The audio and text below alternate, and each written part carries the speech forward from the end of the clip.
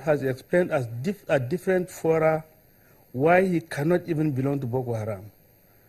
As you perhaps know, Ali Sharif's younger brother, the same father, the same mother, was assassinated by Boko Haram.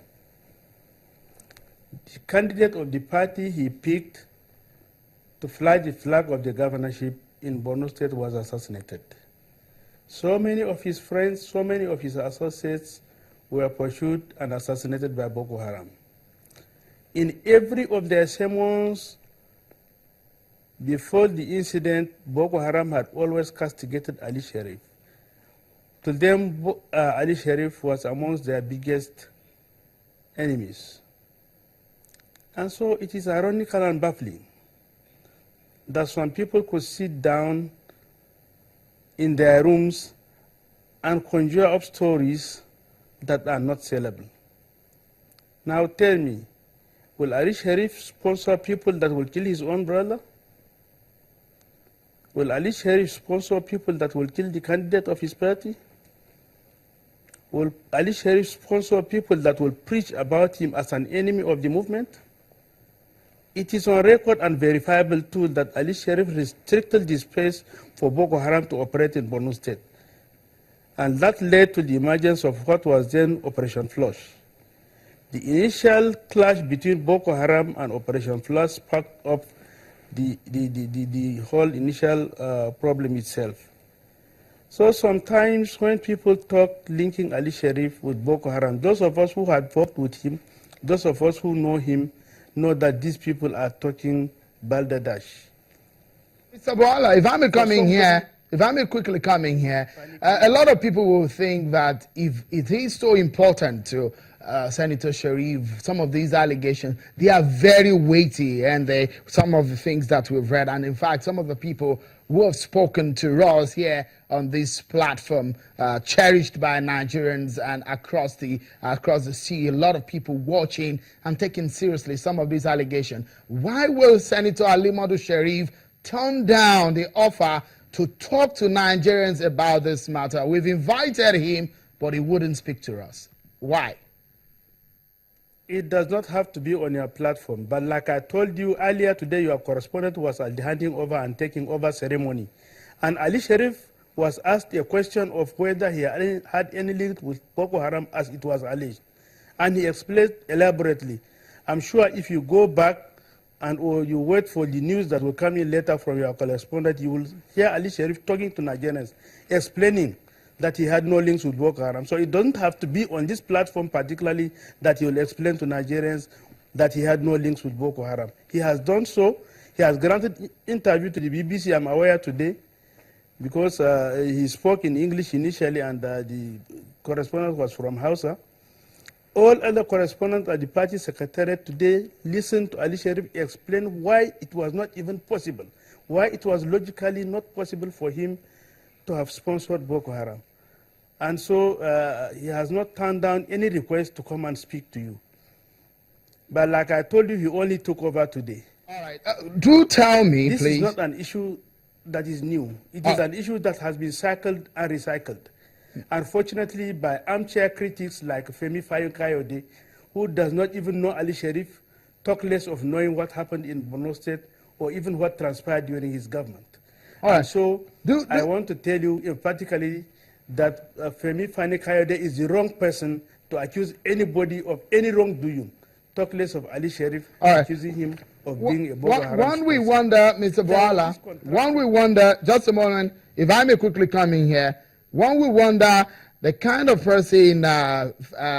Femi Fayokayode is a two-time minister in Nigeria, a former spokesperson of the president at a time when Senator Ali Modu Sharif was a governor in Borno State, and who told us about a whole lot of issues here, a chieftain of your party, some of the people who welcomed your principal to the PDP, is bringing to the fore, and is in fact called Senator Ali Modu Sharif to a public debate on this platform with what he says there are facts and figures about the issues of link with allegations of link to Boko Haram. Would your principal be ready to do that? Why did he not tender these facts and figures if he has? I want to tell you that the man that made that allegation is not an authority. If he was a spokesman of the president, I am sure he was the wrong spokesman, because he could not have had better information than the president at that time or now.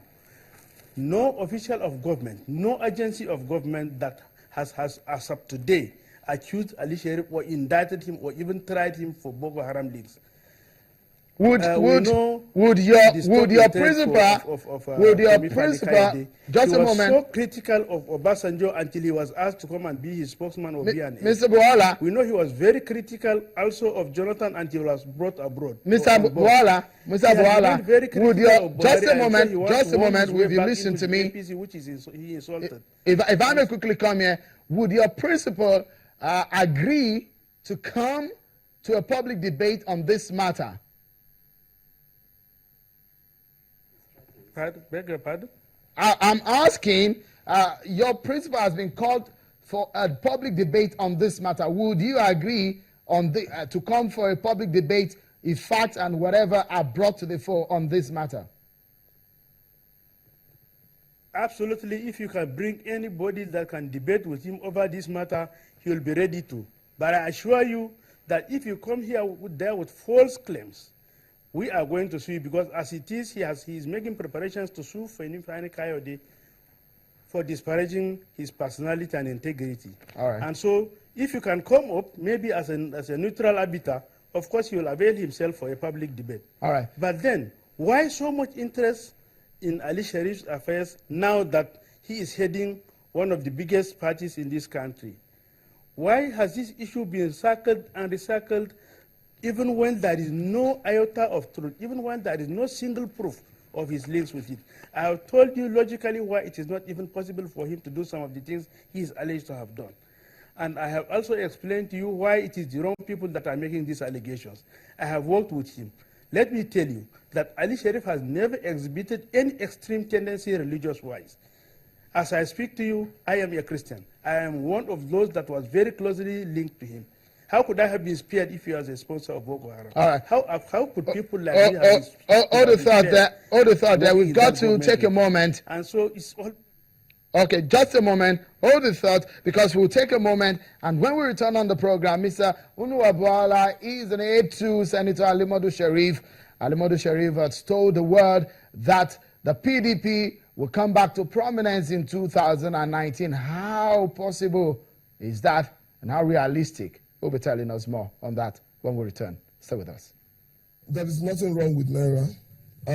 Even as it's almost 400 Naira to $1. In fairness to President Buhari, there was nothing wrong with Naira. The problem we have is those managing our money.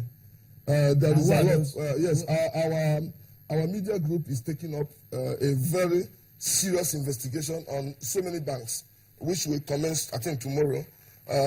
We don't need to get Nigeria Naira. Intervention must come at this point.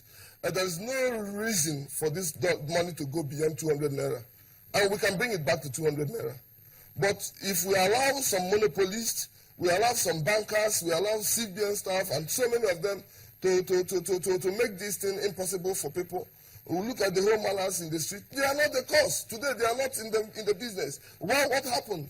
Do you know how many British how many people that has been taking food has been taken out from their family because of this? If you say that the British are people cause, then where are you today?